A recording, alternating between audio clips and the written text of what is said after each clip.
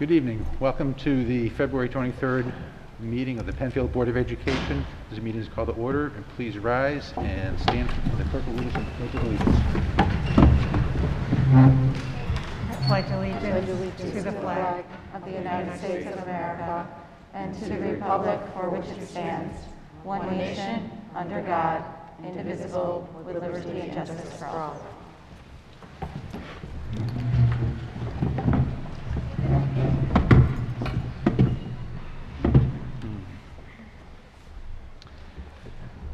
Okay, it would at this time be appropriate for the board to approve the agenda for this meeting. So may I have a motion and a second that the agenda for February 23rd be approved as submitted? So moved. Second.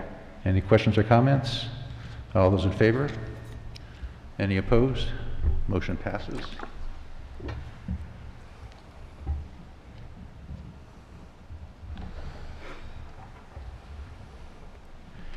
And so now it'd be appropriate that the board approve the following consent agenda: the approval of the minutes from the February 2nd, 2021 meeting, the acceptance of the recommendations from the Committee on Special Education, the acceptance of the recommendations from the Committee on Preschool Special Education, the acceptance of the recommendations from the Superintendent for personnel changes, and approval of the request to dispose of unserviceable textbooks. So may I have a motion and a second that the board approve the consent agenda?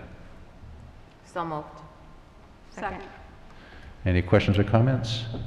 All those in favor? Any opposed? Motion carries.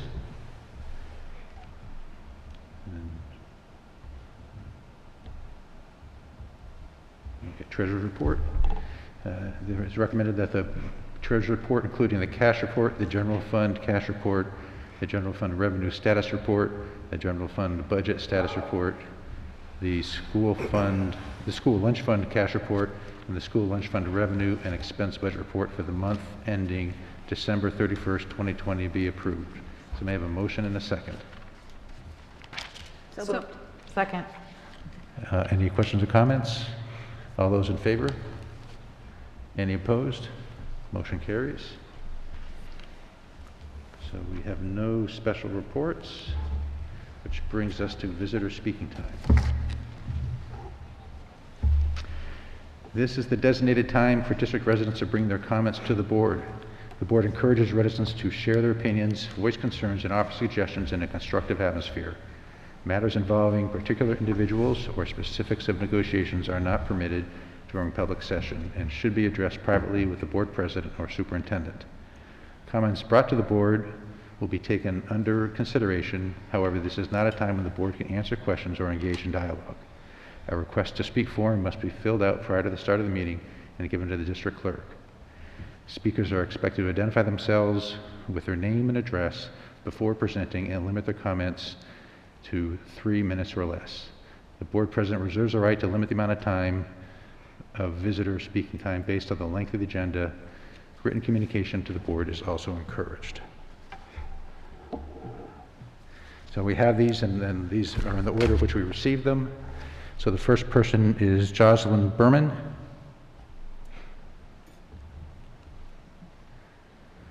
Welcome. Please, again, state your name and address.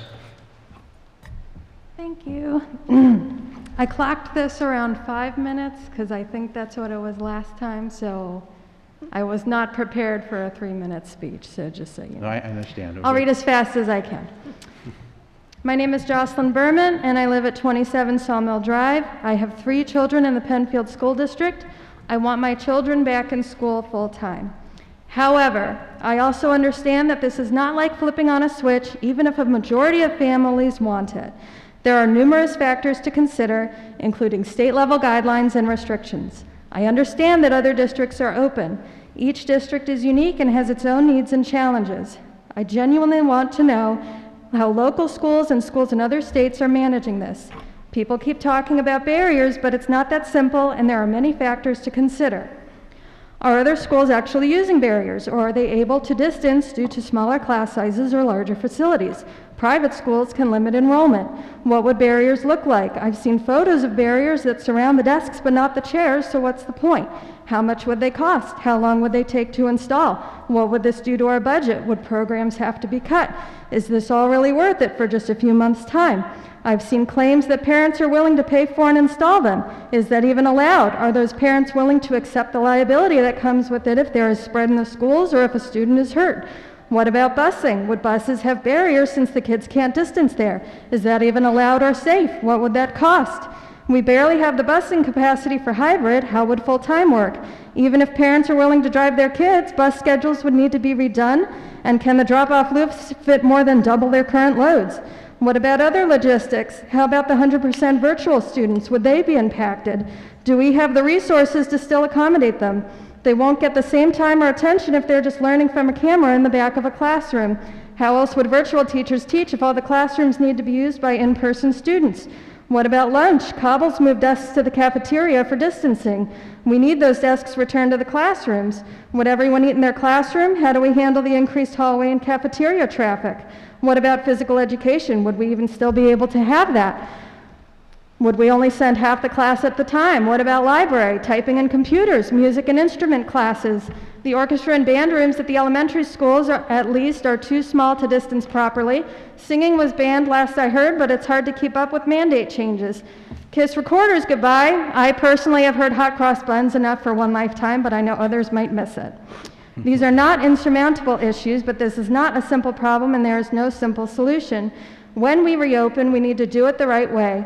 As difficult as this has been for our kids and families, imagine rushing to reopen only to have to shut it all down again. We need to get this right the first time by working together and not by attacking each other.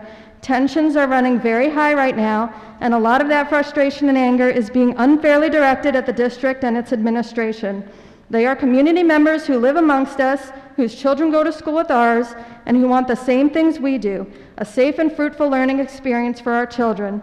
We see them at Wegmans, at Aldi's, at Wickham. Their kids play sports with ours. They're involved in our clubs. They are us, and they've spent the last year battling an unprecedented situation and worked tirelessly to accommodate as many people's needs as possible while adhering to state guidelines that are often out of their control and changed without notice. I do believe we need more open communication. Thank you. Can I finish? No. If you're near the finish. Okay.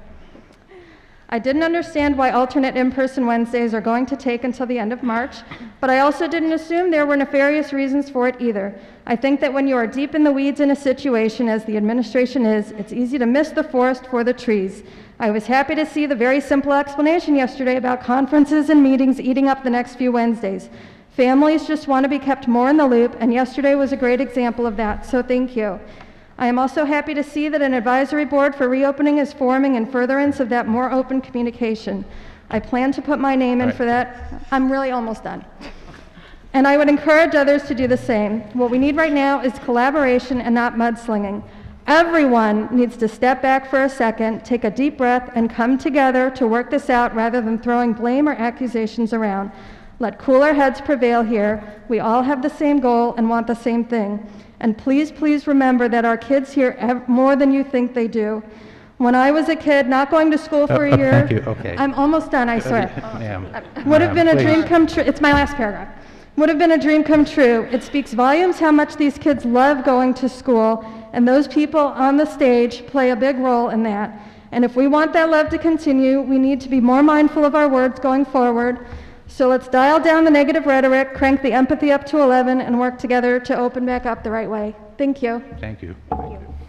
Okay, and I will just point out that we are limiting the amount of time due to the number of speakers. We want to make sure we give everyone an opportunity to speak. Normally, we don't have near this many speakers, so we are just trying to make sure that everybody does have an opportunity. And I appreciate your understanding of that. The next person is Casey Reamer.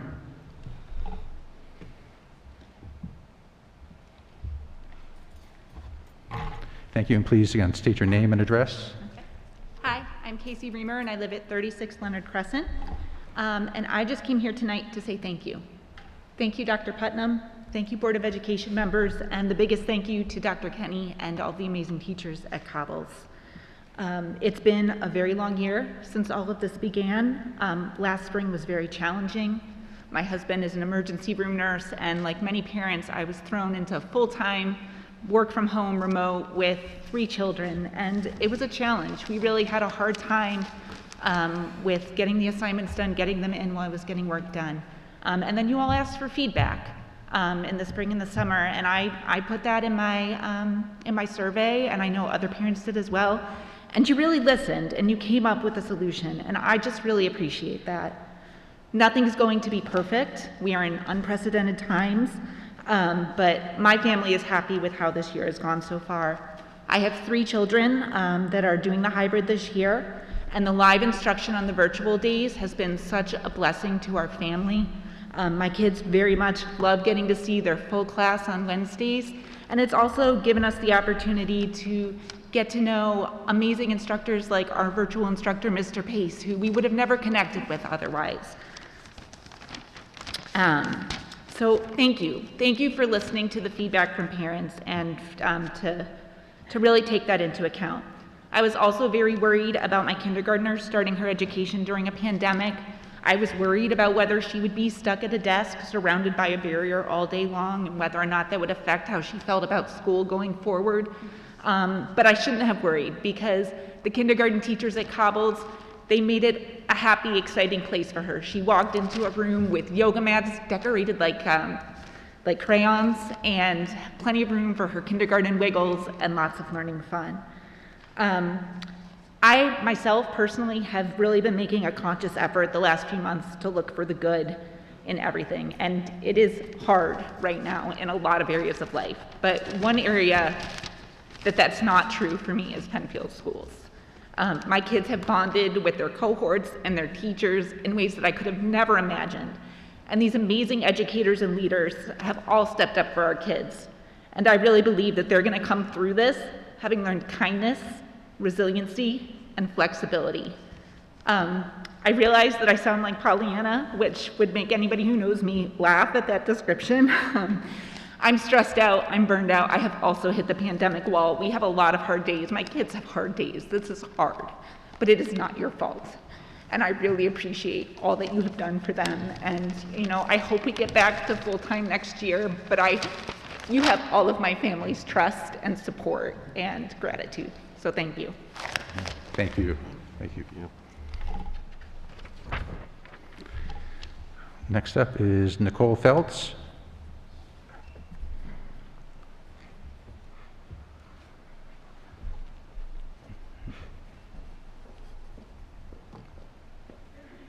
Hello, Nicole. Please state your name and address. Good evening. Nicole Feltz, 2 Berrywood Circle.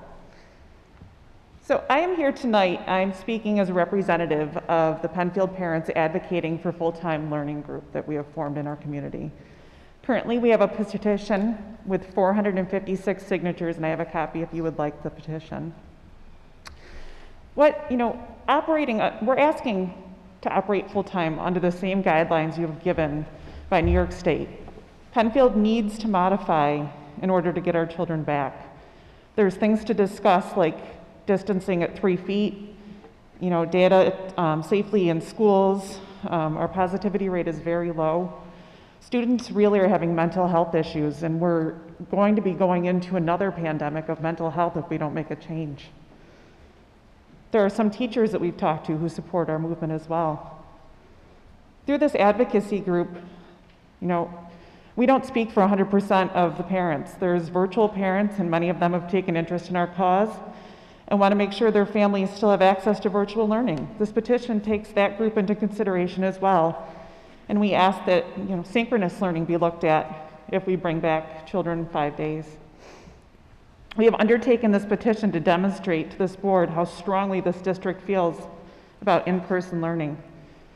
We have had to do this because Penfield has elected not to survey parents on their desires when it comes to full-time versus hybrid learning. Our children are suffering. As a reminder, last time parents were surveyed in July, 75% wanted in-person full-time learning. 7% strongly believe that hybrid was the correct solution. When your email states yesterday that you've received input from parents wanting full-time and input from parents wanting hybrid, you imply that the weighted the same. Yet we know from this previous survey that we could not possibly be the truth. A survey would be the only way to fairly determine what the majority of this community truly wants. We understand during public comment that speakers cannot engage in dialogue with the Board of Education members, but we are here because we are not getting the answers we are entitled to. Emails are going unanswered, and answers are proven to be untrue.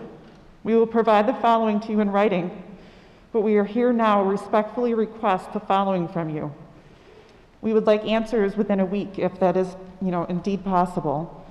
We'd like a list of the professionals, medical, mental health, education, and otherwise, that have been consulted with outside of Dr. Mendoza on the reopening of schools, and the frequency of those consultations. The results of the transportation survey that was administered to the public in January and requested by the group member on February 17th. A survey administered by the district polling the community on their preference of barriers, full-time learning, and hybrid learning. This advocacy group would like to work with you and help you form that survey. We would also like teachers and staff anonymously surveyed to see how they feel about reopening schools. We have a feeling that many of them are nervous to speak up. We've even had a couple teachers come to us and say they would love to reopen, but they can't speak up. We would like a response to our petition request and a proposed plan for transitioning to full-time reopening if the state were to adjust distance needs to 3 feet, including a timeline for that transition. Thank you for your time. Thank you.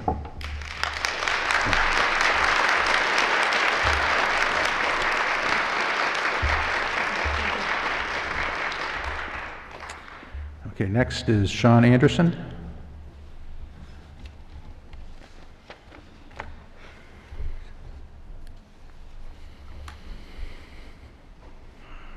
Hello, Sean. Please state your name and address. Sean Anderson, 28 Hillary Lane. I wanted to start with just a quick quote. Leadership is based on inspiration, not domination, on cooperation and not intimidation. I felt that was very bold from a statement for the fact the last 10 months we've really heard zero until last session. It's kind of embarrassing, to be honest, that we put a lot of trust and leadership in you guys and we really haven't seen very much. So to be honest, somebody of the business community, we take leadership as a very important process in the community. Unfortunately, we're not feeling the same on the other side. We know that every one of you guys is passionate about children, which is why you're here, but unfortunately, we're not seeing that passion come through with what you guys are doing on an actual inspirational moment for these kids and our families and everything else. So I have an entire 4-page dissertation basically on last night's Mendoza litigation conversations that everyone had, which I think that all of us are well aware of what actually happened. He obviously went over barriers and the fact that he doesn't, isn't for and he isn't against it. He basically is kind of playing the line in the middle and leaving it up to you guys to kind of make these decisions. And unfortunately, we don't feel like you guys are taking the proper, and I'm not saying that barriers are the only answer, but it's just another type of illustration of lack of communication and transparency. He's also going down and he's going through all different areas of basically saying there's good news, that there's ability to go out, and he's got guidance from his county to be able to tell him what's going on. He can't advocate, he can only say what's the science. Unfortunately, it's being laid on you guys, and then you guys come back and say that unfortunately we can't do it because of the guidance of him, and it's really just going back and forth, and it's kind of just sad to watch this the state happen against us. My family moved here 7 years ago to basically to be a part of this community, and the only thing we can talk about is leaving. And that's sad, and I pay a ton in taxes. Everybody here does.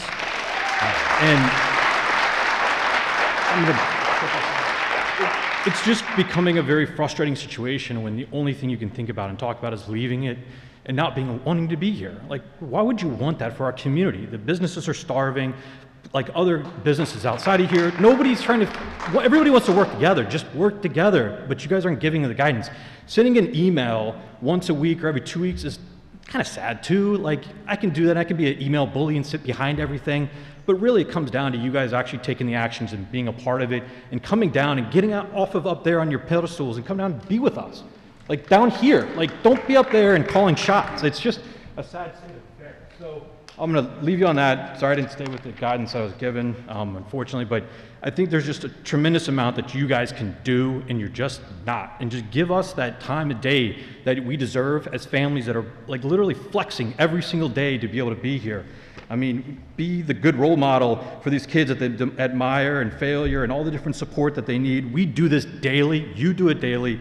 Get up and do something with us. Don't just give us an email. It's just sad. So I appreciate the time. I'd like to see more action very quickly in leadership. Thank you. Thank you. Next is David Aust.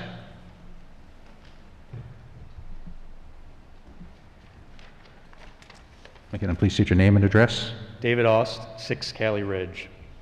I wanted to take a few minutes to express my support for the administration's return to school decision-making process and explain why. I am frustrated with the conflicting and unclear guidance we are getting from the state, the CDC, and our local officials. By not providing clear requirements, these agencies are effectively advocating any responsibility in the decision-making process, putting the onus squarely on the shoulders of our school administrators. Our administration team is highly skilled at building teams of great teachers, establishing effective curriculum, maintaining buildings and grounds, all the things normally required to run a school district. They are not doctors. They are not epidemiologists. They are not trained to know how to keep all of our kids, teachers, and staff safe in the face of a deadly global pandemic. And yet, they are ultimately responsible for doing so. Lacking expertise on their own, they have to rely on the advice of public health professionals to make those decisions. Unfortunately, that advice has not been clear. For example, in low to moderate transmission zones, the latest CDC guidelines recommend, quote, physical distancing of 6 feet or more to the greatest extent possible. What exactly is a practical application of the greatest extent possible? The CDC goes on to state, quote, if physical distancing of at least 6 feet among all students, teachers, and staff within a class, cohort, or pod is not possible at all times, schools should ensure physical distancing between classes, cohorts, and pods. I'm not exactly sure what that means, but I would imagine it's tough to implement in middle and high schools where the makeup of classes changes every period. But I'm not here tonight to argue how to interpret the guidance. My point is this.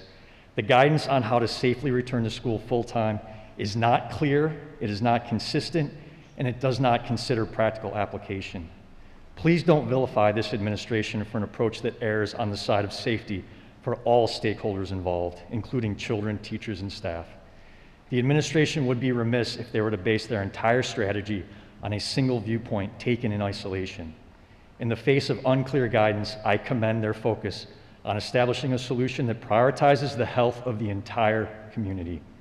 To get our kids back to school full-time, focus your attention on the agencies setting the guidelines. Demand specifics and consistency. Otherwise, we'll continue to force public health decisions onto professional educators rather than keeping them where they belong with public health agencies. And that's not fair to anyone involved. Thank you. Thank you.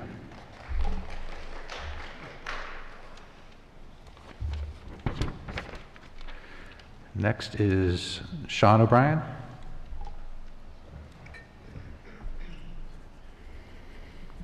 Hello, Sean. Please state your name and address. My name is Sean O'Brien, 12 Hunters Drive. So I just wanted to thank you guys for providing me this opportunity to speak. My speech is also around 4.5 minutes, so I'll try and cut it down as best I can. I think part of the issue is that there is a lack of communication and a lack of consistency in that communication. Specifically, I've had recent communications from Tom Putnam. The first on February 12th, in which he said, the use of barriers does not result in K through 12 full return due to our size. Barriers can't be used on buses and are not appropriate or possible in some areas. Does this mean Penfield will only allow full school return if all grades are able to come back at the same time? Other districts have staggered their reopening 1 grade at a time. Is there a reason this isn't being considered? If it was considered, then what is the reason why this strategy hasn't been implemented? Next, regarding size, I'm assuming that means the student body population. If this is an issue for reopening now, how do you plan on addressing it in the fall? Assuming size stays the same, how is September going to be any different? Are there large construction projects under contract to increase building sizes to accommodate the size of the student body population for COVID restrictions? Tom also said barriers can't be used on buses. Are more buses being purchased and drivers being hired now or before September? How will this issue be resolved for September? The second communication everybody got yesterday. And they came from Tom Putnam, and it said, although the state has said barriers are an option, Monroe County Health Commissioner Dr. Michael Mendoza has recommended against this option throughout the school year, and recent CDC reopening guidance does not recommend their use in lieu of social distance. If we even decided to move forward with barriers, it would take significant time and money to purchase and install these devices, as well as to reconfigure all of our classrooms again. Therefore, we will not be purchasing them at this time, but we'll reconsider them in the fall. My concerns are, if we don't utilize barriers, how are you going to meet the size standard? Has anyone done a study or an analysis to see if barriers would be effective? If so, can you share that with the community? If you are relying on Mendoza's opinion now regarding barriers, why would you even reconsider them in the fall? Have you discussed with the health commissioner and other districts that are currently using barriers? Why would an entire district be guided by one opinion? Regarding taking significant time and money, have you asked the community if they would be willing to help cover the cost of the barrier or take time to assemble them? You don't plan on opening Wednesday until March 24th. We have an entire month. Tom says the CDC does not recommend barriers in lieu of social distancing. I'm assuming that if it had an option to fully reopen schools with social distancing, you would have done it. Therefore, barriers are not a substitute for social distancing, but rather a requirement in our case, based on the size of Penfield. Back to the email on February 12th.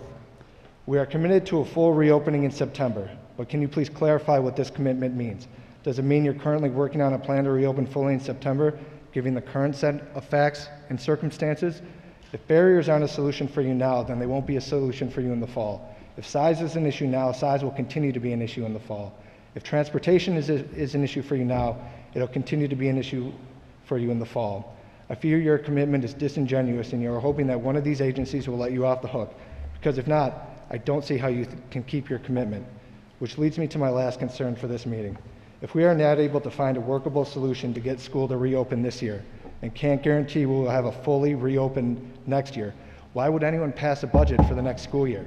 Why would anyone Mr. have O'Brien, any can you confidence? I'm almost done. finish up? Thanks. I'm almost done. Yep, thank you. Why would anyone have any confidence to overcome a budget crisis and reopening with COVID if we can't find a solution for what we have? Last thing I'm going to say is this. The bylaws of the board, section 1000, code 1120, as a body created under the educational law of New York State, the Board of Education of Penfield Central School District has full authority within the limitations of federal and state laws and regulations of the Commissioner of Education and interpretations thereof to carry out the will of the people of its district in matters of education. The will of the people is evidenced by the vote to return to school fully back. That happened in 2020. Thank you. Thank you.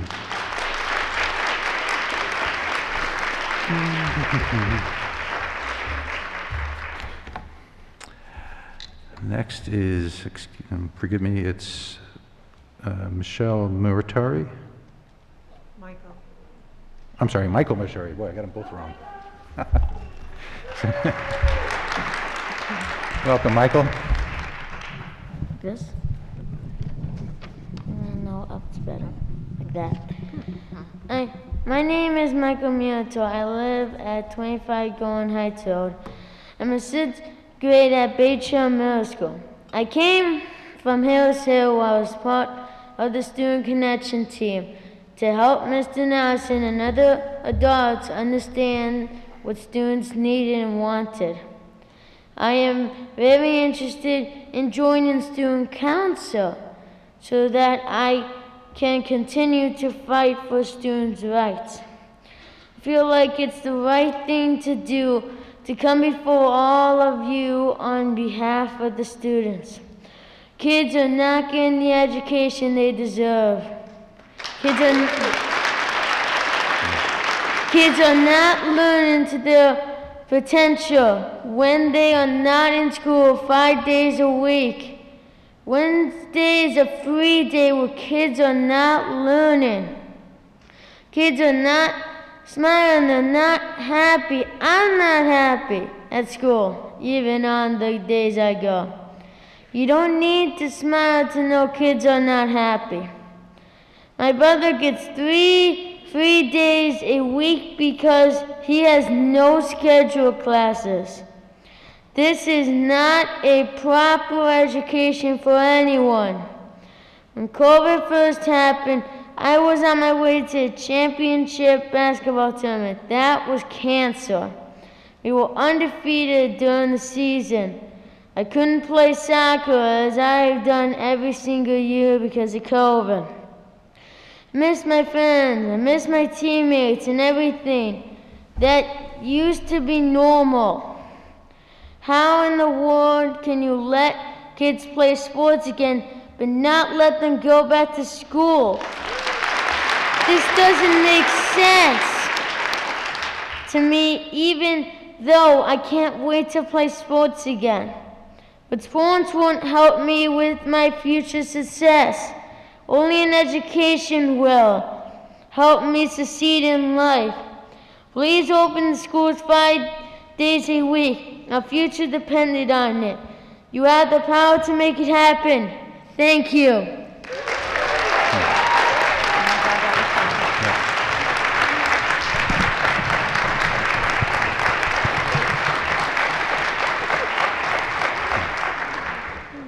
You know, I can't remember the last time we had a student come speak to us directly, and so thank you, Michael, for coming out and speaking to us.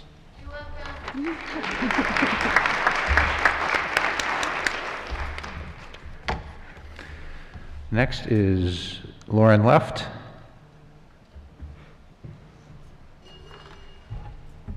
Again, please state your name and address. Lauren Lutt, 2123 Baird Road. That is a tough act to follow. You're incredible. I'm here because I said I would be. I think we all watched the Mendoza legislation last night, and I had to stop watching after about 40 minutes in because he confirmed what we've been advocating for all along, which was that barriers are a sufficient substitute for social distancing. He read it verbatim. You guys are relying on his advice and opinion, but that's exactly what it is. It's an opinion. It's going beyond what the requirement is from the state, from the Department of Health, and those are just facts. Those are just facts. The email that you sent out on Monday night, Dr. Putnam, I appreciate the transparency of you actually just saying, like, we're just not gonna do this because of your budgetary reasons and other reasons, but acknowledging that that is a viable solution. Now, the people are coming to you guys with viable solutions because the majority of us want our children back in school. I think we've made that abundantly clear, but we will continue to be here at these meetings until that is achieved. You have also said, since this started back last March, a year ago now, the goal was to get the kids back in school last spring, right? We didn't plan on being out for the entire end of last year. My daughter was supposed to finish out her kindergarten year. Everyone's child was supposed to do that. And now, we've been out we're gonna be out an entire another school year. So did you guys not have a backup plan all along? Did you enter this fall, 2020, not expecting to come back at all? There should be a backup plan ready to go. You should have had it ready to go since the beginning of last fall, 2020. In case the numbers allowed, in case the state allowed. What if the state tomorrow said, you know what, schools can reopen? Are you guys ready for that? Because I don't think that you are. If you are, that's great. Share that information with the community because we're getting very concerned. I mean, mental health is so important. I know you guys all know that, but we feel like that's been set on the back burner. Our kids are suffering. There's a mental health crisis in our community right now. Mendoza said last night that there has been a 31% increase in emergency visits for mental health issues in children. 31% increase. That is extremely concerning. Compare that to the numbers of kids that are suffering from COVID right now, just for example. Which one do you think is more pressing? The mental health issue is more pressing right now. You guys need to have a plan in place to get these kids back in school. Anything less is completely unacceptable. In this community, the majority of this community is not going to accept anything less. I'll tell you that right now. I'm not here to pat you on the back. I'm here to tell you guys the truth.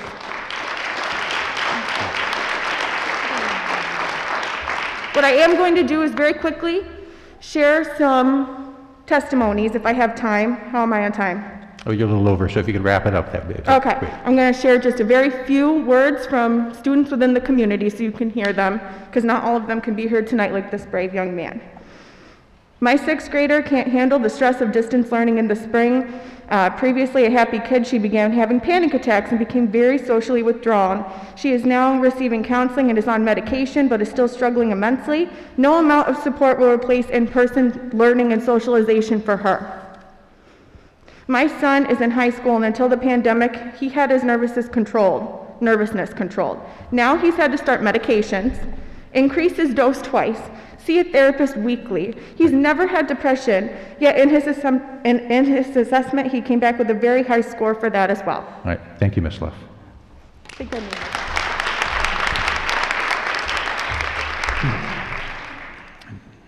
it. Next is Susan Cavanaugh.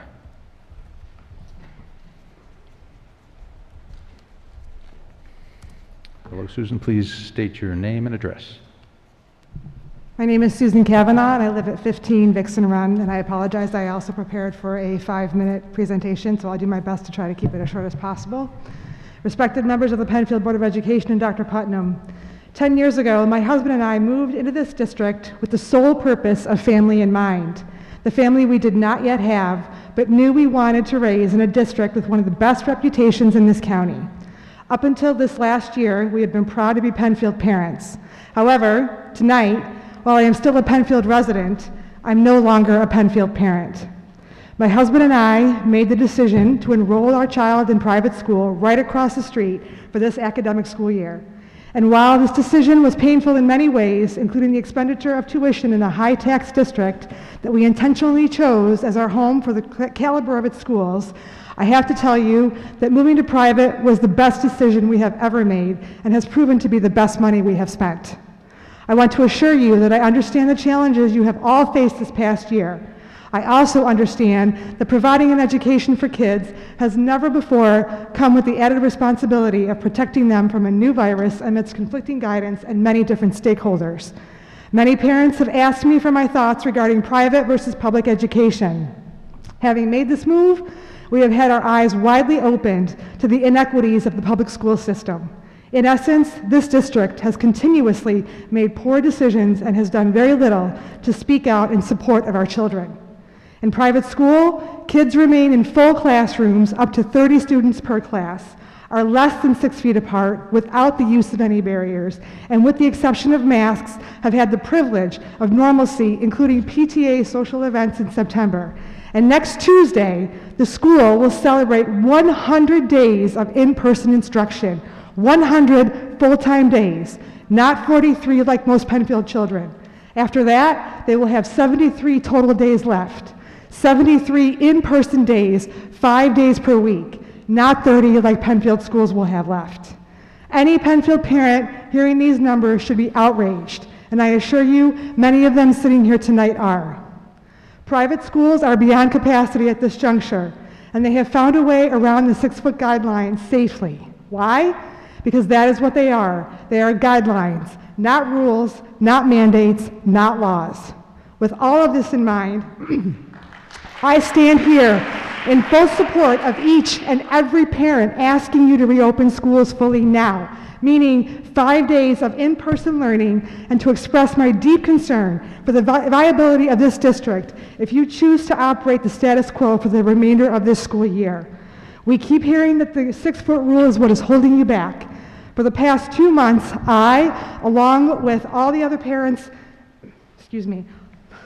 I lost my place, I apologize. All of the parents here tonight and many more have been working very hard to understand the New York State guidelines and the 6-foot rule in particular.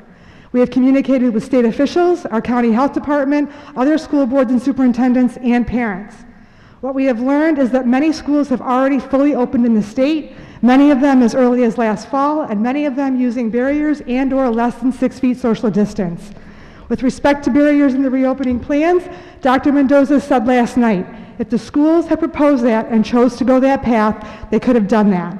Last night's legislative session has only reaffirmed what all of us have already known, that the reopening of Penfield schools rests squarely on your shoulders with no authority held by the county or state of New York.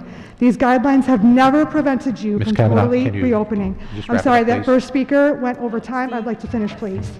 Many parents here have sent you numerous emails trying to understand what is holding you back.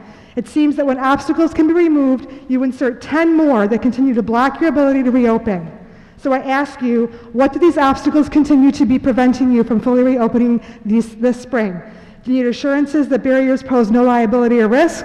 What would remove this fear of liability? Because currently, they are being used widely across New York State and here in Monroe County. Is it cost? We've suggested PTA funds could be used, and we've had a number of parents come forward offering not only their personal financial support out of pocket. Thank you, Ms. Cavanaugh. I have just a little bit more left, sir, thank you. But also to begin a fundraising campaign that would raise capital and needed to purchase these barriers. Is it labor? Because I know many parents who would volunteer over the course of a weekend to put desks back in the classroom and install the barriers themselves. This private school parent would do it for those kids because education is a right, not a privilege, and I have no stake in the game. If this board remains steadfast in its view that barriers are not affordable or safe, then what is needed to comply with the Thank you, Ms. 6-foot Cavanaugh. social distance classrooms? It's time for the next You owe speaker. it to every child It's ages time for the next 5 to speaker, Ms. 18 to Cavanaugh. reopen the schools now.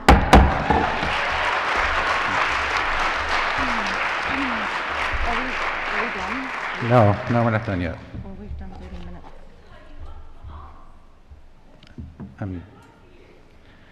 And the next one is, forgive me, it looks like Audra Dessen? Olsen. Oh, Olsen, okay, yes, sorry.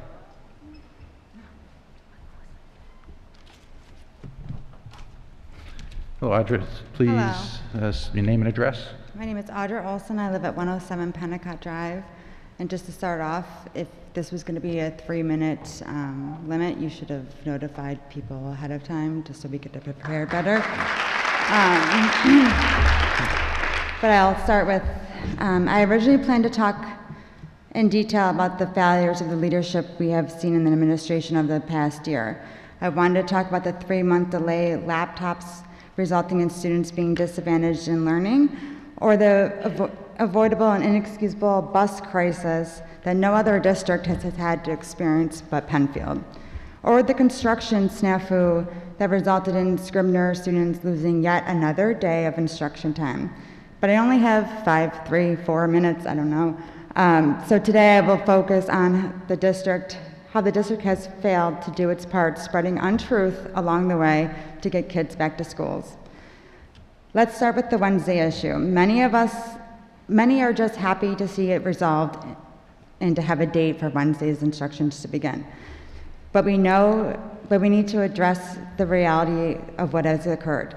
Parent groups began reaching out to you, Ms. Dr. Putnam, about instruction in October. Met with you on this issue on 12/4. With a full 4 months later, Cohort B will be starting Wednesday instructions. There is no excuse for this incompetence. In an email to the district on 12/18, you explained you were exploring Wednesdays. 1.5 months later, on 1/25, you wrote to the district and said it was not possible because of transportation contracts and staffing issues. Just 1 week later, on 2/2, at the board meeting, you were able to figure out a way to make it work. But our students would have to wait an additional 2 full months until April 7th to attend schools on Wednesdays. As it stands now, children are only getting 8 days of in-school instructions a month. 8 days. Putnam has simultaneously played the blame game between the governor, New York State Department of Health, the Monroe County Department of Health, stating that he is waiting on the guidelines.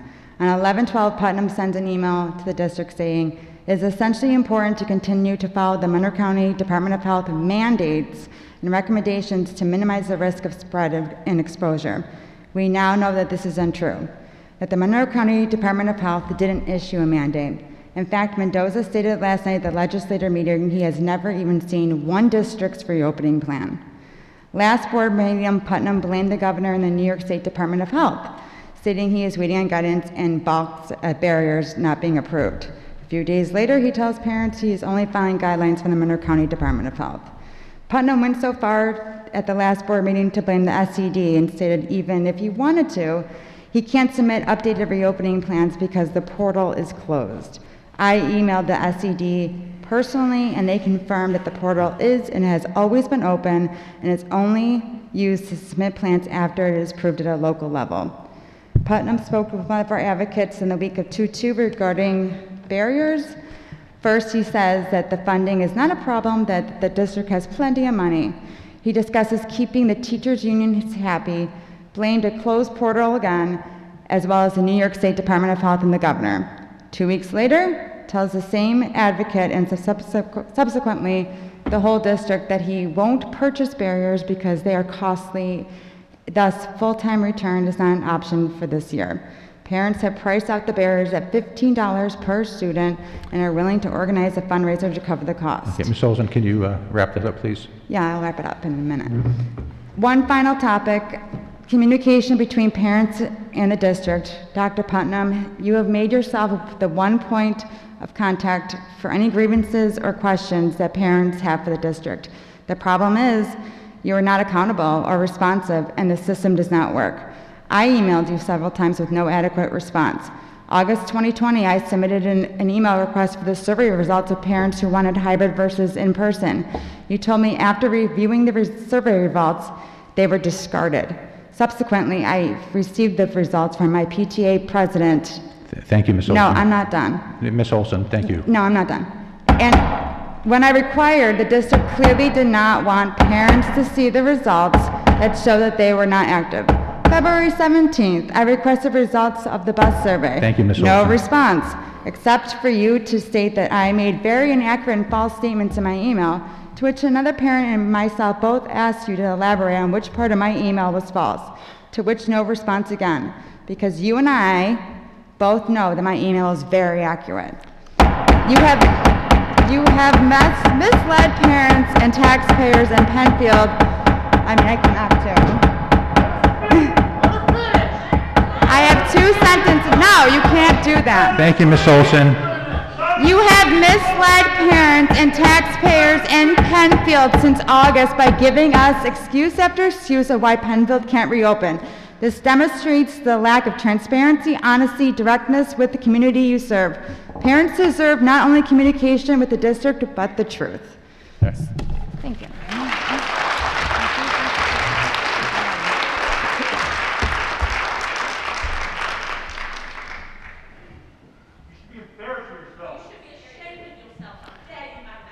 The next speaker is Natalie Cruz.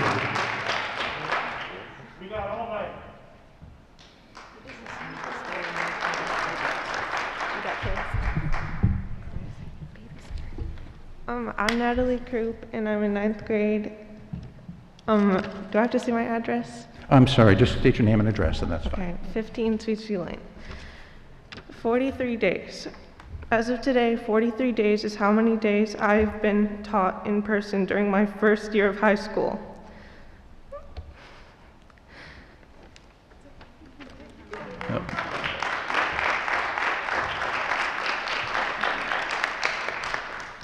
Thank you, Ms. Krupe. Oh, I'm sorry. Yeah, go ahead. I'll continue it. That's fine.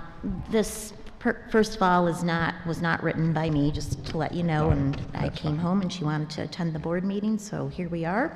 But I understand how she's feeling, just like many of the other children that she speaks for in the community. So yes, she stated 43 days, as of today, 43 days is how many days I've been taught in person during my first year of high school. Yes, waking up a little later on those 3 virtual days is nice. However, every single day is the same exact thing. The classes are silent. At this point, work sometimes just feels optional. Kids have been pushed out of reality and pushed onto screens.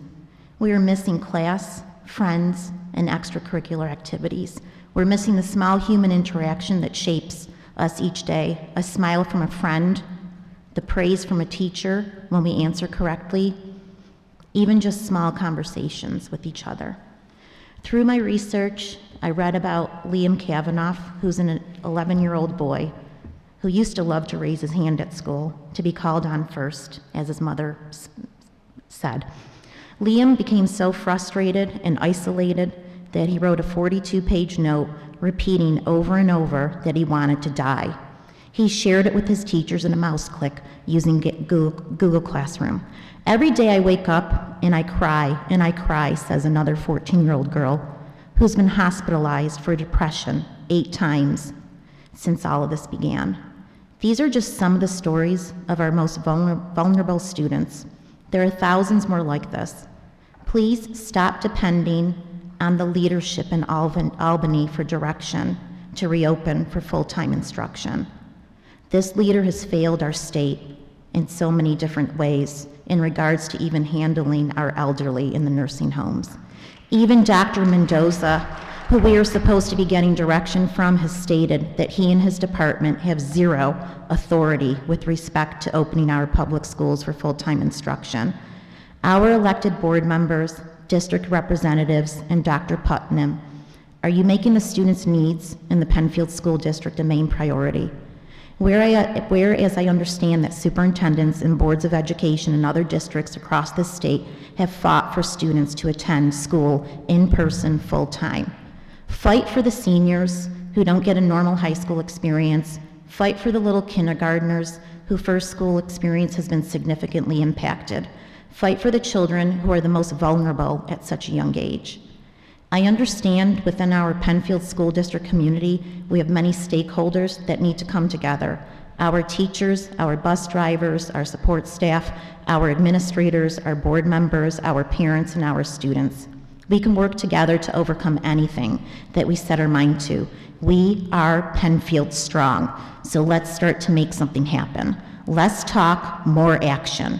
I respectfully love our teachers, our administrators, and our Penfield family. Please advocate for what is right. In school, in-person learning, 5 days a week. Remember, if people were silent, nothing would change. And that was written by Natalie Cruz.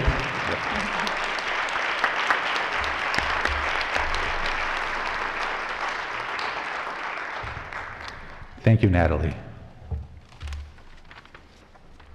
Okay, that concludes visitor speaking time. Now we have the student representative report. Abby, would you please provide your report? Hello, everybody. It is that time again. To start things off, at Penfield High School, numerous sports had begun their seasons, including hockey and basketball. Key Club made Valentine's Day cards for nursing home residents and essential workers.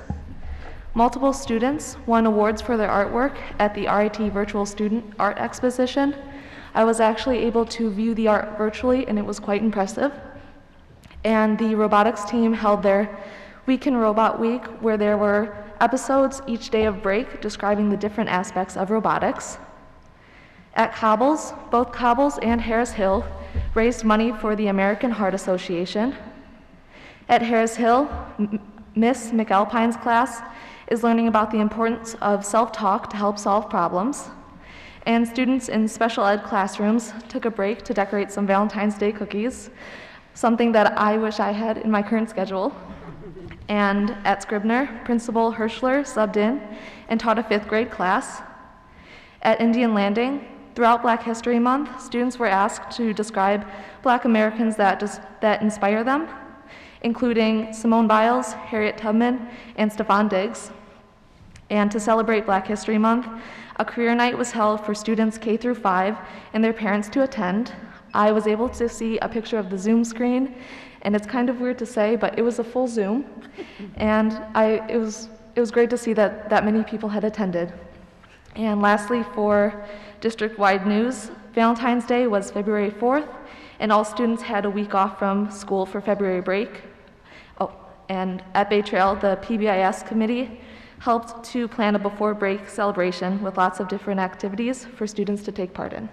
Thank you. Thank you. Which brings us to the superintendent's report. Dr. Putnam? Thank you. And our student rep did an incredible job again, so thank you for outshining my presentation before I even start.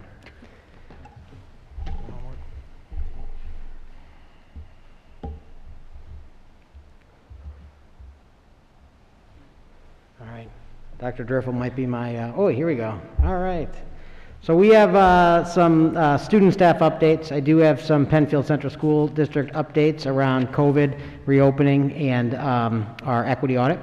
And then I will also talk about the 2021-2022 school calendar. This is the time of year that the board approves the calendar for when we start and when we end the school year. And then we'll turn it over to Dr. Driffill, who will provide us some budget development updates as we build the budget for next year. So our art show was virtual this year, and seniors Olivia and Cecilia, who won awards in the RIT Virtual Student Art Exhibition. Cecilia won for 3D Design Award, and Olivia won for Industrial Design Award, and just the talent, just those pictures don't do that justice, I think. Go Red fundraiser, kudos to the Cobble staff members. They raised $250, and Harris Hill staff members who raised over $300, not that we're competitive, for the American Heart Association during their annual Go Red for Women fundraiser. So thank you for that, and our incredible staff raising money for great causes. So as I look at Penfield updates, and acknowledge that I appreciate the passion and the frustration from people who came out and spoke and people who have reached out to me, and I do feel that. I've got kids in the district, as does everybody either on the board has students in the district or neighbors in the district or their own children attended the district, and so we do hear that frustration. I also understand fully the frustration around the guidance and the ever-changing guidance and the feeling of finger pointing, and I understand that 100%. So I will tell you, I think we have some good news as we look through this. The CDC issued updated guidance for K-12 schools on just recently, right before break on February 12th. That guidance is probably the most promising we've seen for the possibility of a full return to school based on levels of community transition. And so I know that in New York State, we've talked lots about yellow zones, orange zones, and red zones, so I don't want to confuse anybody, but the CDC yellow zone, not the New York State yellow zone, but for CDC, what they say is once you fall into the CDC yellow zone, and that really is around 50 cases a day in your region. The Finger Lakes region that we are a part of is about 120, 130 a day right now. It's based on a 7-day rolling average. So this just came out. We've just gone through all of it and met with Dr. Mendoza to just sort of get his medical opinion on this. And if we hit the yellow zone, which we think we potentially can by the end of this school year, what the CDC calls for is universal masking. We already do it. Mitigation strategies. We already do it. That's hand washing, cleaning, hand sanitizing. And then their quote that one of our speakers talked about is K-12 schools open for full in-person instruction with physical distancing of 6 or more feet to the greatest extent possible. Greatest extent possible is outlined and defined within the larger CDC guidance. And really what it looks at is podding or basically using classrooms. So at the K-5 level, there's a lot of promise with this because our students in person pretty much stay in their classroom. They may go to the cafeteria, they could eat in the classroom. So they're already podded and cohorted within their classroom for the most part.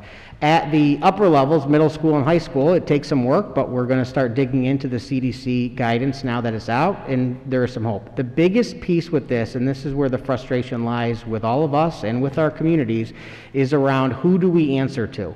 And in a typical school year, it's the school board just making sure that we're following all of the laws from New York State Education and the governor.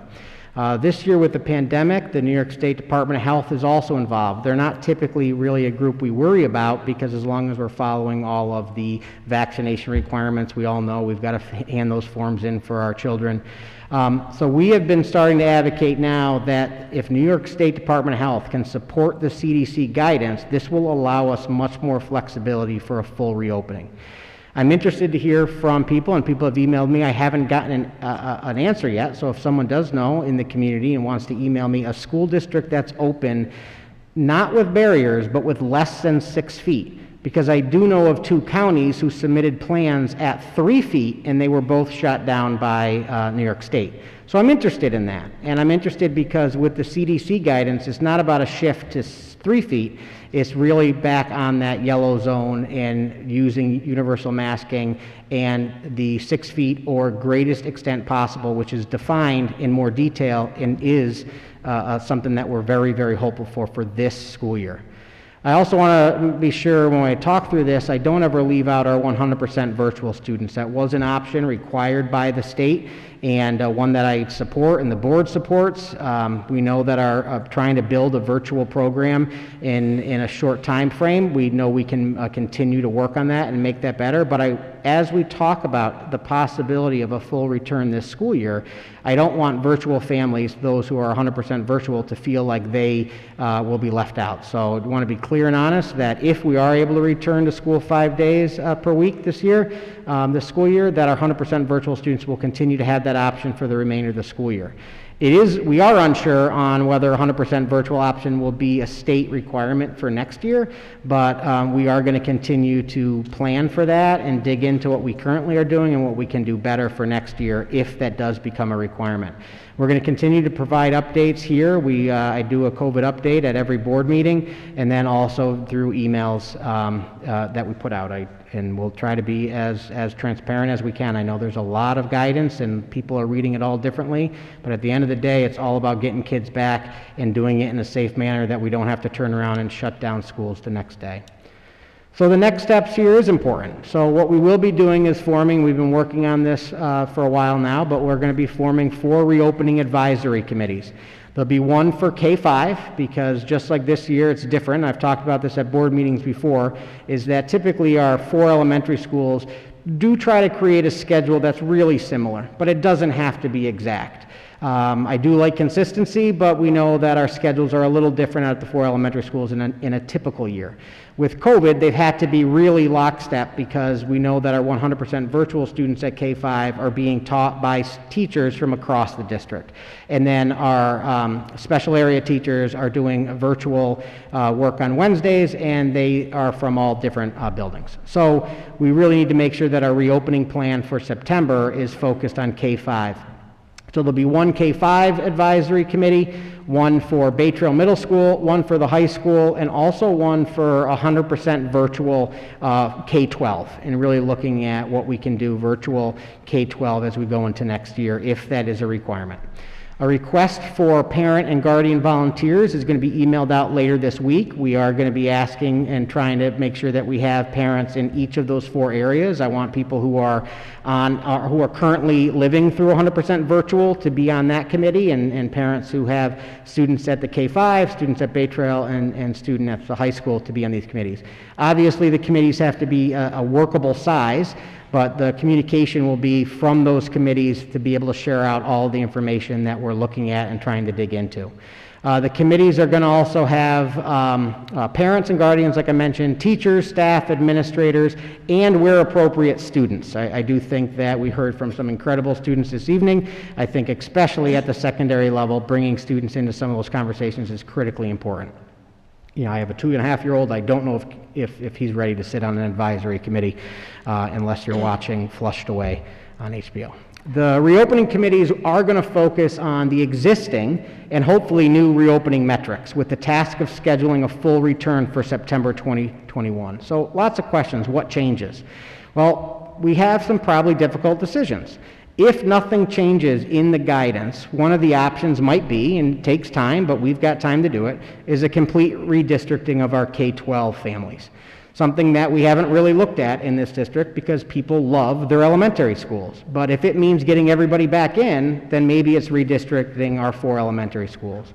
The other area that we look at is we do an incredible job with enrichment, when we do an incredible job with RTI in a typical year, but do we need to look at how we provide that support and determine, do we take a step away from it? Do we redesign it for 1 year so we can focus again on the ultimate goal of getting kids back 5 days a week? If we look at our secondary level, it's the option of if we've got a cohort and put kids into pods in classrooms, does it mean we're not offering the incredible electives that we have? Does it mean we're not offering the programs that we have in a typical year in order to meet that absolute goal of a full return in September? I will just share that as a superintendent, as a community member, and as a parent, I am not happy with hybrid learning, and I cannot do it in September for myself, for the community, for my children. So I'm there 100%, and trying to get through all of this guidance and do it in the right way is critically important. So these reopening committees, an email will go out to our families later this week with a form, Microsoft form, to fill out.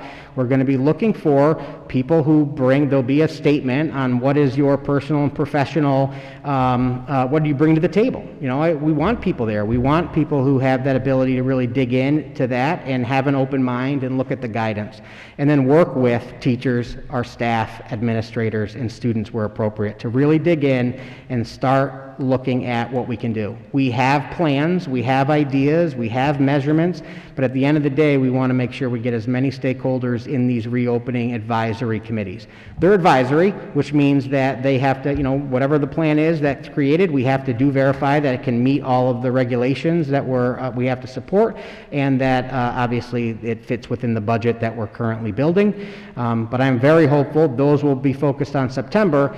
But as I mentioned, we're not giving up on the concept of this year. I want to be really clear. I know that when I send an email, sometimes it is misinterpreted many ways. We are not giving up on a full return to school this year. And this guidance that just came out that we did review, I encourage you to go look at the CDC guidance. It is the most promising we've seen, and I do think it's part of a greater federal push to get kids back 5 days a week and do it safely. We are continuing to work with the Monroe County Department of Health to provide vaccinations for our staff.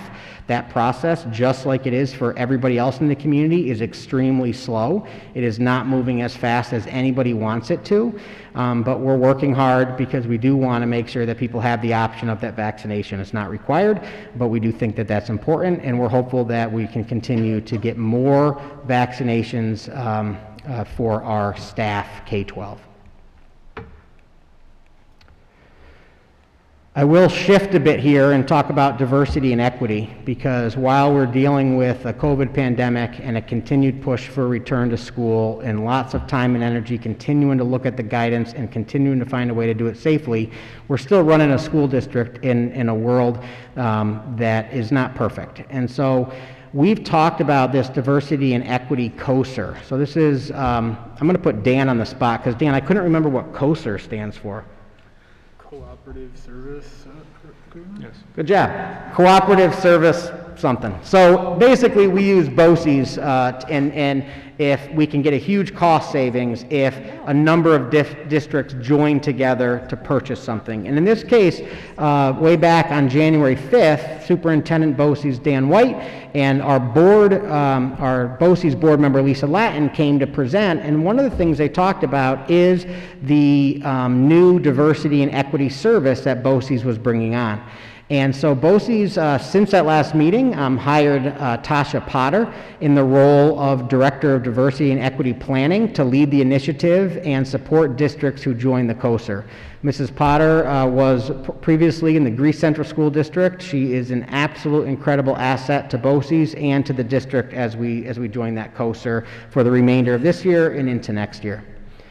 So we also have talked about at the school board meetings our equity audit that we're working on. This district, I as a superintendent do like audits. I like bringing people from the outside in to see what we're doing and what we can do better and what we're doing right. And so we did partner with Progression Partners, a minority women-owned organization, and they are conducting an equity audit. It's underway. There are 4 learning modules that take place. We have an equity team for each of our buildings and district office. So there's 7 equity teams. We've all worked through the first 2 learning models. And then we are going to be seeking stakeholders for upcoming focus groups led by Progression Partners. And so we're going to have focus groups that they will facilitate with parents, with teachers, and with secondary students. And we'll be working through our building PTAs and our building groups in order to get parents, teachers, and secondary students who are interested in being part of those conversations. We plan to continue our partnership with Progression Partners into the future. The goal by the end of this school year is that each of our buildings in the district will have a equity plan created, but then the 4 modules of professional development, which are pretty intense professional development for staff, will continue on into cohort 2 and 3 into the future. So I do want to reference an email that I did send to families that wasn't about COVID, and that was sent on February 17th, and it provided information on a racist incident that took place during a Bay Trail Middle School virtual class. And just from the board level, from the superintendent, for all the administrators, we take these incidents very seriously. What happened was, quite honestly, somebody came on to a Zoom class and began typing inappropriate, hateful things into the chat. And I am incredibly proud, because I will always find the silver lining, of our students in that class who immediately started emailing their principal and administrator. And before the 40-minute class was over, and a house principal was sitting on the Zoom with them and speaking with them and fixing the situation. And then the next day for the virtual class, another house principal was there to start the class, talk through, and make sure that students knew counselors were available as well. We did do a full investigation, and thanks to our technology team and some other support, we were able to determine that the words that were typed in was an unknown individual not connected with our district. It was definitely a little technology CSI, because the IP address was routing from Nebraska or Iowa. It was not a Penfield student. I think they call this Zoom bombing. It was a hard lesson. We've gone pretty far without having a Zoom issue like other districts have, but it was that shining reminder that at the end of this school year, we are moving away and will be no longer using Zoom for our instructional purposes. We'll make Microsoft Teams our primary video conferencing provider. So if we still have a virtual program, then we'll be using Microsoft Teams. If students and teachers are getting together outside of school, because the goal is 5 days a week next year, we'll still use Microsoft Teams as opposed to Zoom. And so we do take these very seriously. I can't say kudos enough to the students who reached out and did the right thing and made us aware of it. And obviously, it's not something that we want to deal with, and we stand strong against racism in this district and this community. So in just next steps when it comes to this, the district will continue to be dedicated to creating a safe environment and inviting a learning environment for all students, staff, and families. We do acknowledge that we have critical work ahead to ensure all students feel connected to their classrooms, to their schools, and to this district. And we're going to continue to provide ongoing updates to the community via these board meetings. I typically do an update on equity, and as well as emails and our website. We're working on some stuff for our website around equity. So that is the end of my 2. Does the board have any questions before I turn it over to, or actually I got to talk about the board calendar, for the school calendar. Sorry. Board members, any questions for Dr. Putnam? Yep. You guys are making it too easy. All right, so let's talk about something really exciting, which is the 2021-2022 school calendar. I know that is really small, but we will send it out in email tomorrow if the board approves it tonight.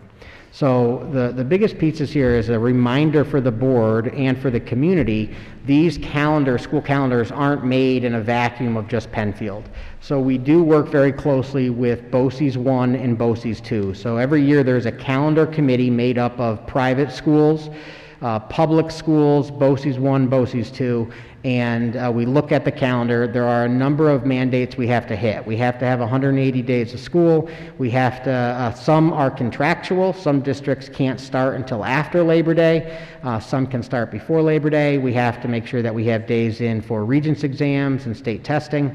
So where we are now is BOCES calendar will start after Labor Day. The Penfield calendar the last few years has started before Labor Day because we're able to then work through the vacations that are built. So the key dates here is that the first day for teachers is August 30th, and they'll have 2 days of pre-work, and then the first day for students is September 1st. So they would go to school September 1st and 2nd, and then they would have Friday off, and then Monday for Memorial Day. Labor Day. Labor Day. Thank you. They have Monday off for Labor Day. So then we typically go into a regular school year, but the reason by starting before Labor Day, this is what's critically important. The BOCES calendar as of now does not have the Wednesday before Thanksgiving off. A friend of mine refers to it as Pie Day. It's the day she cooks all the pies for Thanksgiving. So by starting before Labor Day, Penfield will have the Wednesday before Thanksgiving off, which is what we've done for quite a long time. And the other piece is the BOCES calendar doesn't have Good Friday off. We don't have to have Good Friday off, but with starting before Labor Day, we will. So our April break will be start on a Friday and then go through the following week. The big change for parents who might notice is that typically the last 3 years we've had a 4-day Memorial Day weekend. We'll just have the Monday off for Memorial Day this year. But that is the other change here as you look through is where we end the school year, and that New York State did make Juneteenth a holiday, a historical moment for our country, especially for our families of color. And Juneteenth is an observed day because it falls on a weekend, and so that is a day of no school. I believe it's Monday, June 20th. So that's my really long review of this calendar, but I'm excited to have the board approve it, and then we can get it out to families, because this is also the time we start getting phone calls on when can I plan my April vacation for next year. So if I can share this, then we can get that out to families. Board members, any questions? I have Barb? I'm excited to see Juneteenth. Could you just, so that there's no school that day? There is no school Monday, June 20th. I'll be honest with you, is that the language in the state law is that students cannot attend school that day. It's quiet on staff, but we have turned it into a staff and student holiday that day. I think it'll become a staff holiday statewide, but as of right now, it's just students. So the actual day is the 19th? Yes, which is a Sunday next year. Okay. Yep. Thank you. You're welcome. Anyone else? All right, thank you. You're welcome. I will turn it over to Dr. Driffill, who will give us a budget development update. Thank you, Dr. Putnam. So, some budget development updates tonight. As Abby affectionately says, it is that time once again. Throughout the entire spring months, we discussed the budget development process for our following school year. So tonight, just a quick review of where we are in the budget development process, some of the key milestones we've hit, where we are and what the plan is ahead, some updates from last meeting with lingering questions that we established. The levy review, as a reminder, the requirement to submit to state agencies is March 1st, so next Monday. So that's the New York State Comptroller's Office, the Department of Tax and Finance, State Education Department, so on and so forth. So it's our practice at Penfield that we actually adopt the levy calculation itself. And then tonight we have our Director of Facilities, Mr. McNiff, with us to discuss the operations and maintenance portion of the budget. We have a couple capital project updates for current and upcoming capital projects, and then just a further look ahead to the spring. So first, where are we? So items in green we have satisfied. We established the budget calendar back in the fall, looked at budget factors, budget goals, budget guidelines. We did our fund balance analysis and reserve planning back at our December meeting. Budget requests went out to all of our buildings and staff, basically from about Thanksgiving to the winter break period. And now in the yellow period, we're really doing all of our revenue projections, and that starts in earnest with the governor's budget proposal back in January, as we discussed last time. Appropriations analysis are always ongoing. It's a dynamic and fluid budget development process as more information comes to light. Back at the February 2nd meeting, we did a full first draft budget, so that's been completed. We're working on the second draft budget now that we'll have for the board in full to review at our March 9th meeting, our next meeting. And then the road ahead is the board adopts the superintendent's proposed budget at our meeting on April 20th. We start the legal requirements around legal notices, property tax report card, all the dissemination to the media and state agencies. We hold our budget hearing. And then finally, as not was the case last year, but always typically the third Tuesday of May, we have our budget vote. At this point, as I'm sure you're aware, NYSBA assumes we're going to have a typical budget election, just kind of like we had in the fall with the political elections. So a couple budget updates. So last time around, we mentioned that the New York State TRS employer contribution rate had not been finalized. They gave us an estimated range of 9.5% to 10%. The morning after our last meeting on February 3rd, they did come out and say that the contribution rate is going to be 9.8% this year. So in line with expectations, doesn't change our budgeted number much. They've done a great job of staying within their estimated range over the years, and this year was no different.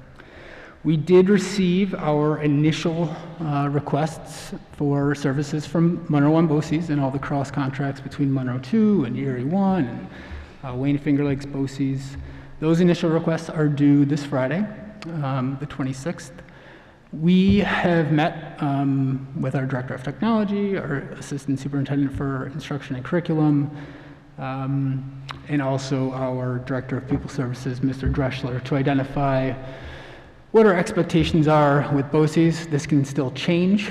The reason BOCES does initial requests up front is so that they can start their planning, they can start identifying staffing needs, but the final requests typically aren't due till later in the spring, usually late April or early May. So we'll go over that a little further in a moment. Excess cost aid projections have increased. So with further review from the state, the excess cost aid projections for public and private school external placements, these are kiddos associated with IEPs, special education services, a slight increase in revenue expectations there that I'll show you in just a moment. Otherwise, there's been very little New York State budget news. As you recall from our meeting last time, the state has hinged much of the rhetoric in their budget discussions around an additional federal stimulus package. The folks in Washington have been busy with the impeachment hearing and cabinet confirmation, so this week they seem to be turning their attention more towards that stimulus discussion. And then here locally in Albany, as was discussed this evening, the governor's been embroiled in controversy. There hasn't been a lot of discussion about the budget. So as a reminder, the state budget is due April 1st. So at this point, they really need to get working. We're heading into March here. Hopefully we start to hear some more information, but as I'm sure you've heard with your various agencies, there hasn't been a lot of new news on what things are going to look like. As I did mention last time, the state was going to make whole those withholdings that they had over the course of the summer months, particularly July, August, and the beginning of September. Good news is that some schools are reporting that they're starting to receive that money. So the state's fiscal year ends at the end of March, so theoretically, Penfield should get our withholdings here in the next couple weeks and be made whole on our budgeted revenue for the year. So, the levy calculation, I just want to review. It's practice for Penfield to have the board actually adopt the levy. This is unchanged from what was discussed back at our January meeting. As I mentioned, it's submitted to state agencies by March 1st every year. The actual levy that the board is going to utilize local funding for next year's budget is not determined at this point. All we're doing is saying that this is the actual calculation, the mechanics of the number itself. We are once again not anticipating breaking this tax levy limit. So this legislation went into effect in 2011. So it's been a decade now, and Penfield has never attempted to break the cap. The cap this year is a 1.97% levy increase, or $1.3 million. And just as a reminder, ultimately the board adopts the tax warrant in August. So very early days still for next year's local levy implications. We don't have assessment data yet. We don't have New York State equalization data for the different component towns in our school district. So those are the things that actually affect the tax rate. We'll hope to have more information on that in the next couple of months. But as of this point, we're just approving the actual calculation itself. So is there any questions? Do you want me to review once again the mechanics of the calculation, or as I mentioned before, it's the same as it was back in January, so no changes? Board members, any questions? No? Thank you. Okay. So here is the current budget status. The first column, February 2nd, is the full budget that we had reviewed last time, the $104.4 million operating budget. At that time, we had identified revenues to support those appropriations of $102.4 million, leaving us with a budget shortfall of just over $2 million. Tonight, I can report to the board that our projected appropriations, which turn into expenditures for next year, are just shy of $104 million, a decrease of $500,000. This was primarily attributed to BOCES Technologies costs.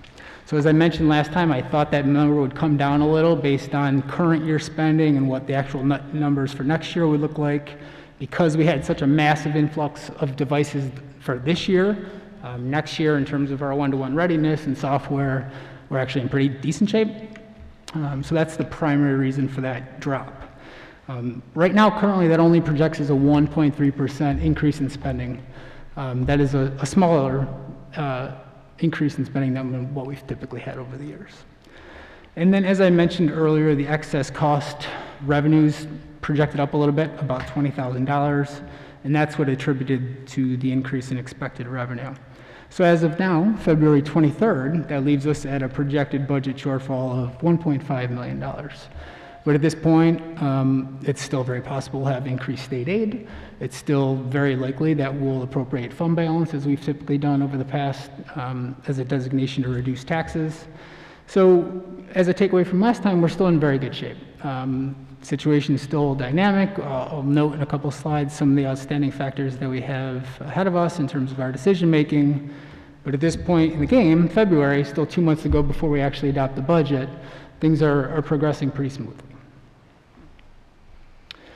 So I want to dive into the portion of the operations budget, operations and maintenance.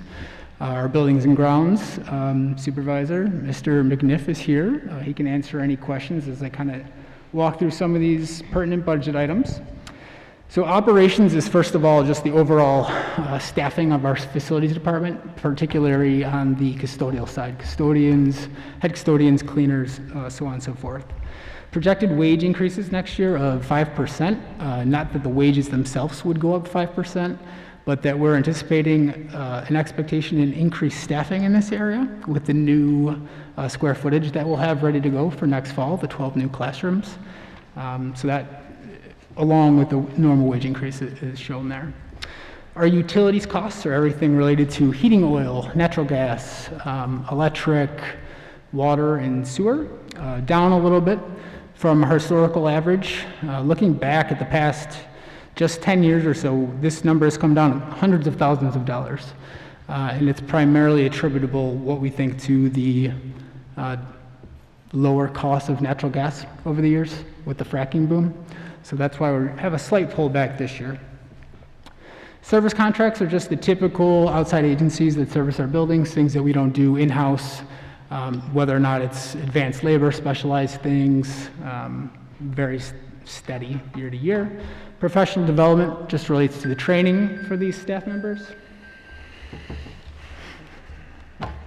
BOCES costs for operations relates to the telephone systems that we have here at Penfield Central, down a couple $1,000s. And then custodial supplies are the typical janitorial cleaning supplies, soap, sanitizer, squeegees, all the fun stuff that we delineated in our reopening plans. And we have any in every other typical year. So the operations side of the budget currently is projected to increase just about 2%. The maintenance side of the budget relates a little bit more to the grounds of the district, the upkeep of the facilities themselves, the building repair costs. So staffing is essentially supposed to be flat year over year. So these are things like our maintenance mechanics, grounds equipment operators, those folks. The equipment costs are always related to our equipment replacement plan. Always hover about $175,000 a year. Next year's equipment replacement plan calls for 3 new vans to be serviced, 3 vans outgoing, and a new truck to be replaced. Repairs.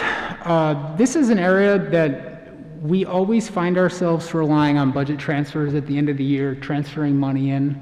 So this increase is just to align to historical expectations. I don't see it as a massive expenditure jump year to year. I just want to outlay the appropriations to be more in line with what I think the projected expenditures are actually going to end up being. We do so much capital project work over the years that we really want to maintain our facilities and invest in keeping them up to date.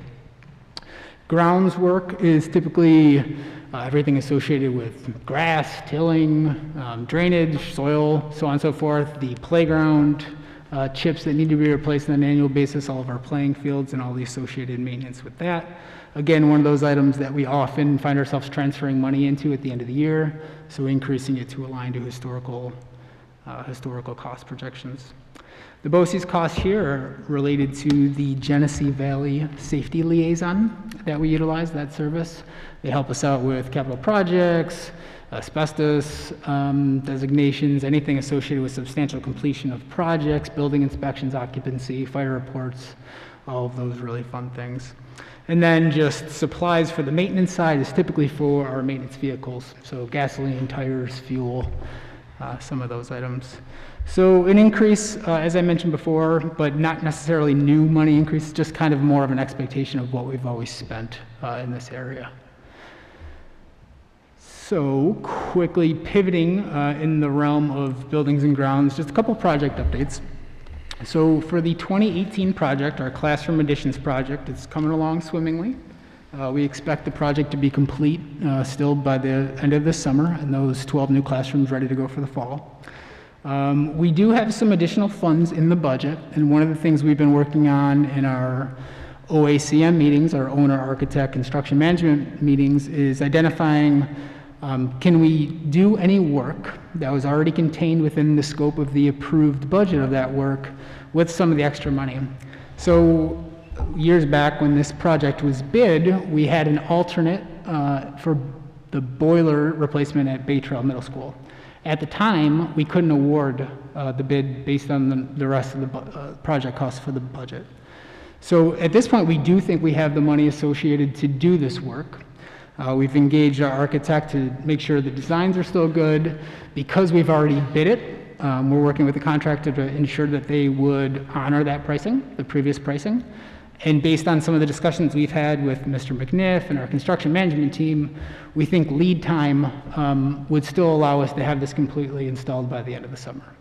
So we anticipate, if things continue to go correctly, bringing this bid award to the board at one of our upcoming meetings. As we mentioned before, it's already been bid. It wouldn't have to be bid again. So we have time on our side. We have the money in the budget. And it's one of the items that we've identified as a critical infrastructure need that would be in the next project anyway. So it actually allows us to reduce the size of that project and do the work now while we have the funds and time available. So more information coming on that. For the 2019 project, the roofs, track, and turf project, at one of our last meetings, the additional scope of roofing work here at the high school that we discussed for targeted work this summer, we're looking at a green portion of the roof, particularly over by the high school commons area. At this point, we've started some due diligence of that process, and the results have come back a little more expensive than we anticipated. We're not ready to make a final determination at this point. I just wanted to provide that update that we're working through it. No final news yet, but want to do a lease report back on that cost. We thought it would be a little bit more cost neutral in terms of the installation costs, and if there was any overage on project budget, we would at least get the money back in energy savings. So a little bit more information to come on that as we move forward, but I wanted to just provide an update because we had previously discussed it. And then finally, for the 2021 project that we're tentatively planning to bring to a community referendum this fall, which has been in the works for many years, is the Operations Center, the bus garage, and buildings and grounds facility The Facilities Committee has been meeting a couple times in the past month to really refine the scope of that project and talk through some of the items, and we'll be bringing some of that back to the board in detail in future meetings. So with that, so the operations budget, the maintenance budget, and some of our project updates, I wanted to open up the O&M discussion. As I mentioned before, Mr. McNiff is here for any questions, feedback, comments, or anything related to the standing of our facilities team. Board members, any questions? Lisa? Hi, Alan. Hi. How are you? Good, how are you? I just have some clarifying question about staff. So staff for operations is custodial staff versus maintenance is buildings and grounds. So you mentioned a staff increase because of the new square footage. What is that exactly? Like how many FTEs are we talking about? Do we know that? Sure. Yeah, I think I had put in a request for 3 staff members for each building. We were stretched at all those 3 elementary schools in the beginning for the last handful of years, if you will. And with the additional 4 classrooms and the expansion of those other spaces, whether it be the cafeteria or each of those spaces, we're adding them, we're adding on to them, or loading docks or what have you. When we look at the analysis of that square footage, it seems appropriate to balance those buildings out more appropriately if you had an additional staff member at each building. It's also important to recognize that Cobbles, we have a split position between here and the high school. So it's 4 hours there, 4 hours here. Doesn't make any sense for that. It has been difficult since I've started here to really manage that position. No one wants that position. So even more so, it makes a lot of sense to make that a full-time person over at Cobbles and balance our workload appropriately for the building and then high school in the same regard. Does that help answer your question? Yes, it does. Thank you. I should note with that that we've had some difficulty filling those positions. So just because we want to bring those postings in, that's another challenge associated with that. Right. Thank you. Anyone else? Barb?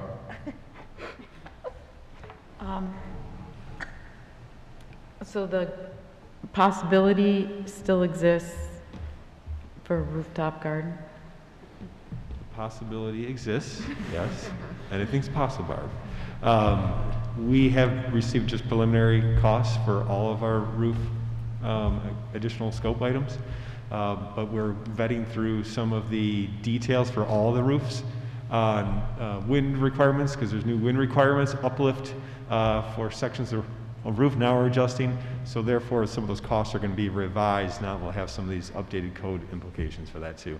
We're also waiting for SDED approval on the project too, so they may have some comments to give us too. I don't know how often they get a green roof submission either too. So we might get some positive or negatives on that. We don't know yet. It's too early to say. And we're projecting based upon their timetable for reviews, we probably won't see comments towards the end or middle to end of March, somewhere in that time period. So the good news is that we have time when it comes to this. If you remember, we're going through a cooperative purchasing contract to do this. We've kind of got ourselves penciled into place right now on our timeline for the summer with them. So it's getting through those final details of seeing what we potentially could or could not do. So I will say I was surprised at the initial additional cost for the green roof structure or system rather. So I'm not sure what the end result will be, but that'll be a decision that can be brought to the board for conversation. Okay, thank you. Just checking. I understand. Anyone else? I have a question. So, is that okay? I guess so. Unplanned, but the board is aware and the community is not, that during the consent agenda this evening, you accepted the resignation of Alan McNiff. And so I just wanted to publicly say on behalf of my office and the board and the district, just an incredible kudos and thank you to Alan. Can I share where you're going or no? Sure, yeah. So I don't want to get it wrong, but Alan called me to let me know. After I cried and pulled myself up, I am a believer that everyone's replaceable, but some positions are really difficult, and Alan is one of those. He is a unique individual to have as a director of facilities. He is a, I don't know if it's licensed architect, if that's a term, but I mean, you don't get that. This is not what you get.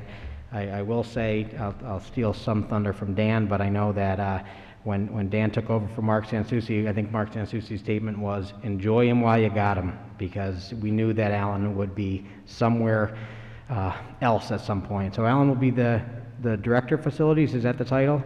Yeah. For the University of Rochester. So On when the college side, yeah. What's that? On the college side. university. You look, he's so ethical, like the college side. But as a U of R grad, to think you go from Penfield High School library, which I love, to Rush Reeves Library is a whole nother ballgame. And you go from our art classrooms, which are wonderful, to the Memorial Art Gallery. It's just a whole new ballgame. And I know you're going to do so well there. And I know that you've made me particularly so proud in what you've done here in Penfield with our capital projects, with the fact that you walk through our buildings and everybody talks about how clean they are, how inviting they are, how wonderful they look, the culture of our B&G and our operations and our custodian group. It's just a great place, and that really has a lot, if not everything, to do with Alan. So I just want to say thank you very, very much, Alan. I know we got you for a little bit longer, but you're going to be really, really big shoes to fill. So thank you. Thank you. Thank you, Alan.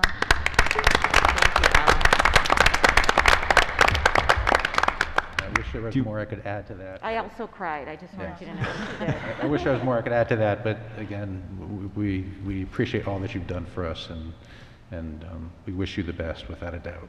Thank you. You mind if I have Absolutely. I have a small thing I wrote because I didn't want to lose my train of thought on what I wanted to have for you, so I wrote it down.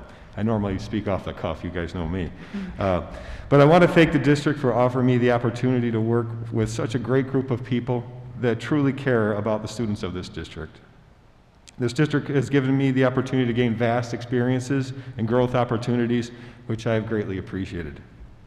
I want to thank all of the board members that I've worked with during my time here with the district, your willingness to listen to my input, your eagerness to review each boiler room and mechanical space I take you in during board tours, as well as your support for the facilities department as a whole, the internal projects completed by our team, and the approval of large capital projects we have undertaken.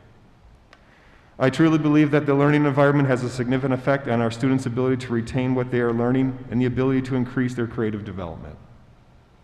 The B&G staff, along with custodial teams, are critical aspects of making those learning environments to the best level of quality for our students. I would ask that you continue to support these hardworking facilities team members into the future. I know all of them take great pride in their work and the success of this district. I wish nothing for the best for the future success and growth of the district for years to come, and I thank you for allowing me to be here for the last 7 years.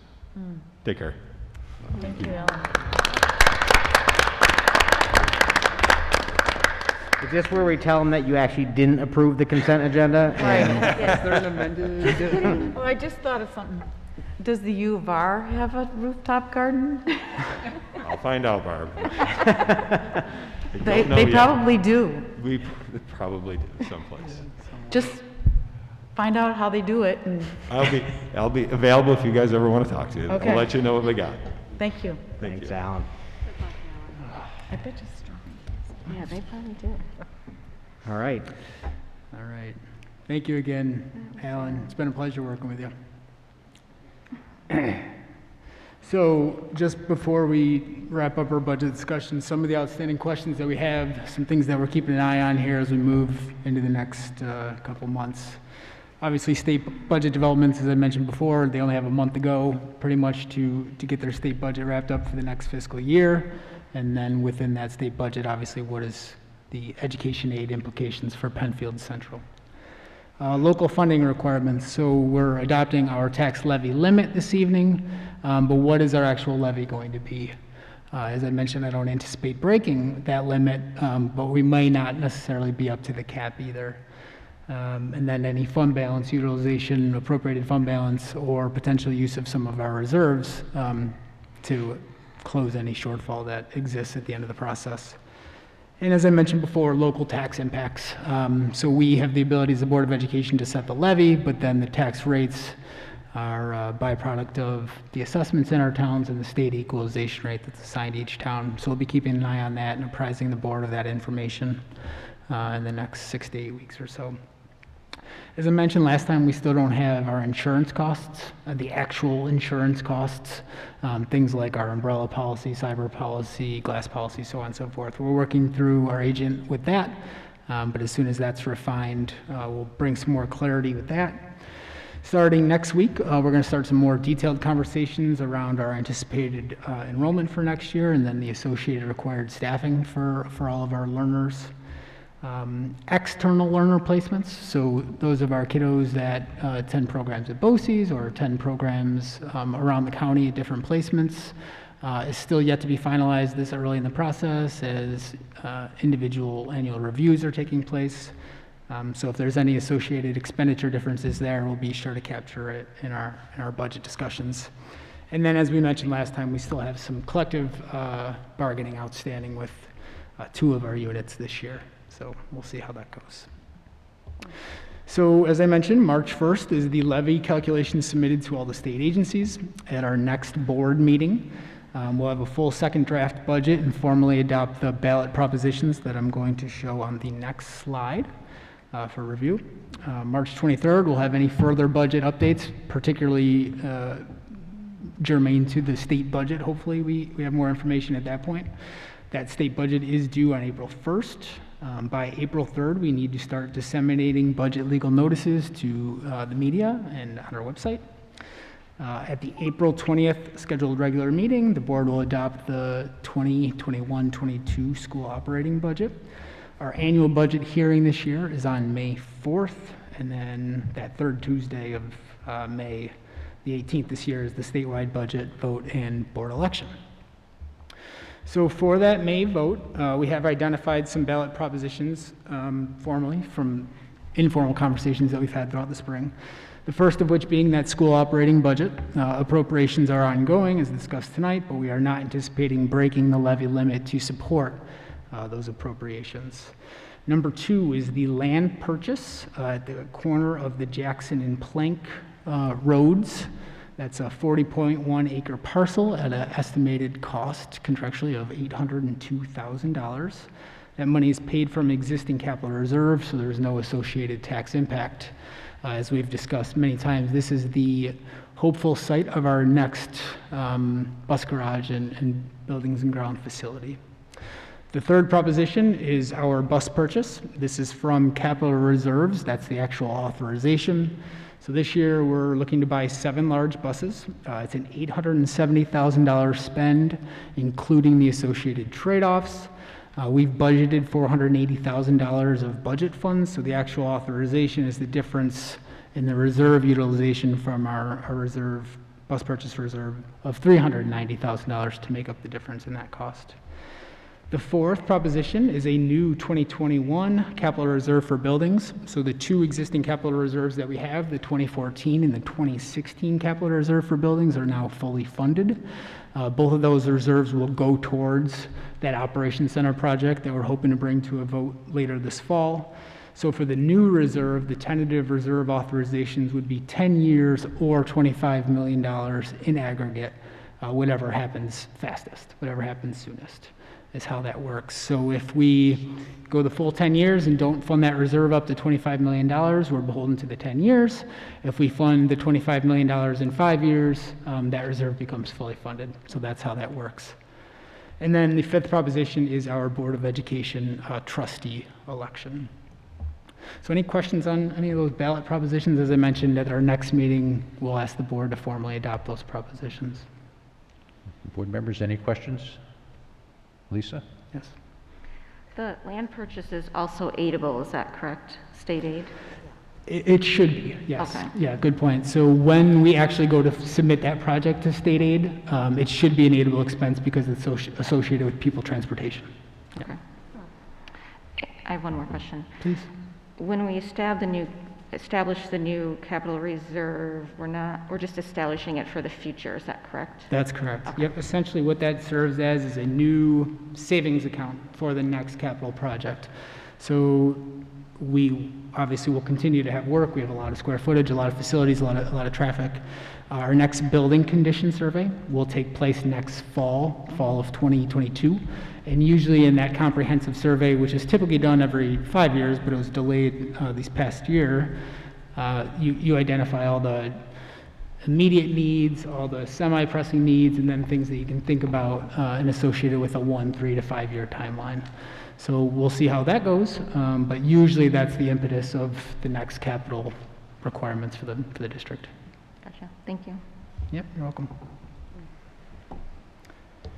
And then with that, is there any larger budget discussion writ large for where we stand here on February 23rd? Board members, any further discussion? All right, thank you. That concludes superintendent reports. Okay. Which brings us to section 6 of the agenda, which is it's recommended that the board approve the submission of the tax levy limit. Chapter 97 of the laws of 2011, enacted by the state legislature and governor, established a property tax cap on the amount that a school district's property levy can increase each year. This law requires that the school district submit to the state controller, Commissioner of Education, and the Commissioner of Taxation and Finance any information necessary for calculating their tax levy limit for the incoming school year, no later than March 1st. The controller has developed a web tool that will allow the districts to satisfy this reporting requirement by a single online submission. Based on the information and the guidance available at this time, the 2021-22 levy limit for Penfield has been calculated as set forth below. Resolved, that the Board of Education of the Penfield Central School District hereby approves the submission of a tax levy limit of $68,213 $68,213,558 as calculated in accordance with the guidance set forth by the State Controller, the Commissioner of Education, and the Commissioner of Taxation and Finance.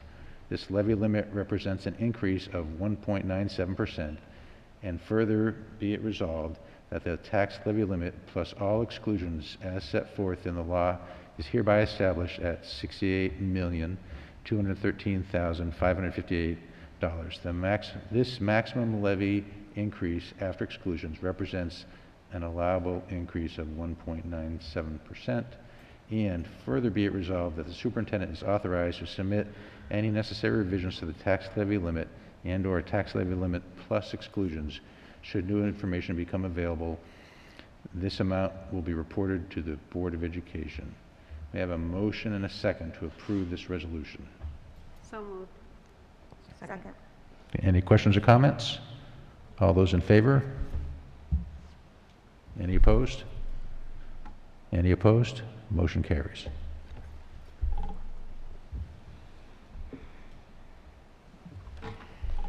It is recommended that the board approve the 2021-2022 school calendar as presented earlier in this evening. May I have a motion and a second that the board approve the 2021-2022 school calendar as presented? So moved. Second. Any questions or comments? All those in favor? Any opposed? Motion carries.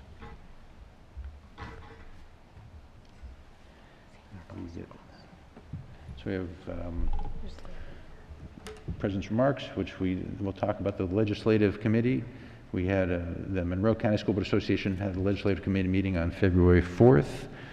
Catherine, since it was Zoom, normally we sit together, but were you on that meeting? Yeah, I was there. Would you like to comment on that? Pardon? Would you like to comment on that?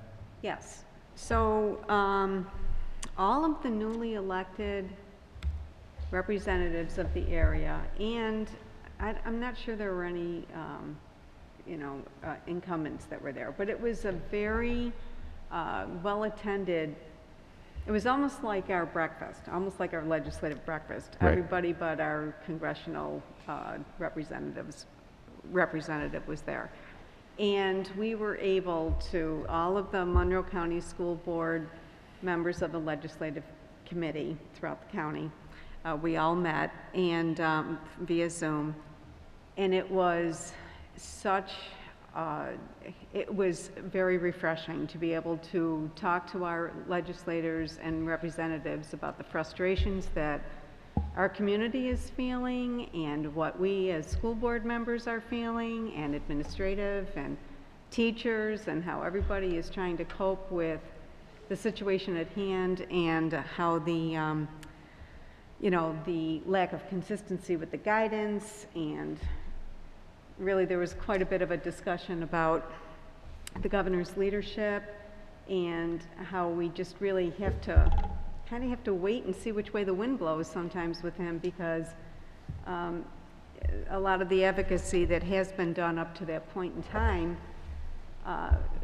he just has not been very receptive.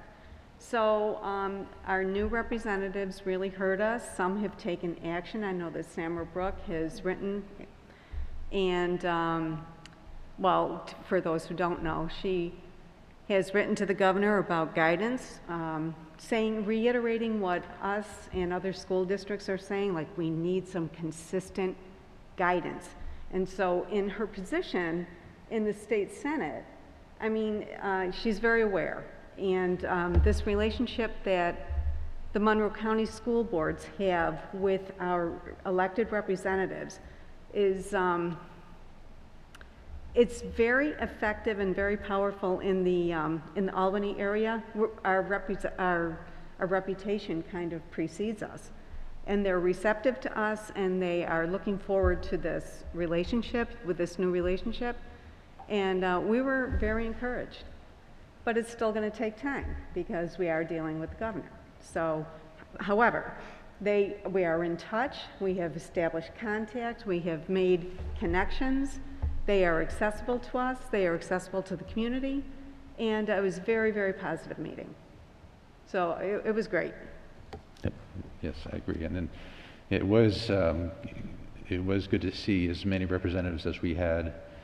A couple of the things that I saw that they all hit on was especially BOCES funding restoration, which right now there's some proposal to shift the cost of special education to the districts, and that's part of the, I forget the name of that, where instead of doing it by title, they're doing it as a block grant. What's the name of that is?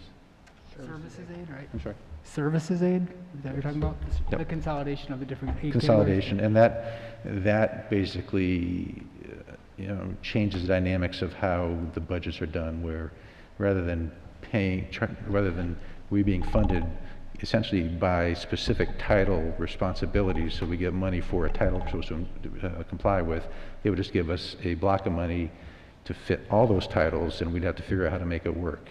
And the problem is, once that happens, that block is at risk of getting smaller and smaller. And I think they all recognize that, and they want to prevent that from happening. That was probably one of the most significant things that, in my mind, that they came up.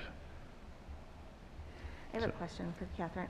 So did they provide some kind of, glasses are fogging up here, kind of report back schedule or any kind of way that they're going to report back to us? As to, just like, of what they're doing legislatively. Of course, we can, look it up, but just kind of well, vaguely. specifically to answer your question, no. Okay. But like I was saying, the established connection has been made, and Okay. Samara, she invited us. She's like, I'm here for you, contact me, let me know. And then the others were shaking their heads, and, as if they were saying the same things. But she seemed to have taken the lead on that. Interesting. Like she saw, or maybe she just was speaking for everybody. I feel like the other legislators really did empathize and share our frustrations, but she seemed to have taken the lead on it. And so she didn't say, I'll get back to you by whenever. Okay. Yeah. So I wish we could have had that, but I think it's a fluid situation as well, you know, as numbers go down, as more people get vaccinated, I think that's going to change things. And Great. and so she didn't want to commit, I don't think. Oh, sure. Yeah, to something so fluid. Thank you. Okay, there's no unfinished business. Is there any new business? It's a beginning. Seeing none, it'd be appropriate for a motion and second to be made and seconded to the meeting adjourned at 9:09 p.m. So moved. Second. Oh, Any questions or comments? All those in favor? Any opposed? Meeting adjourned.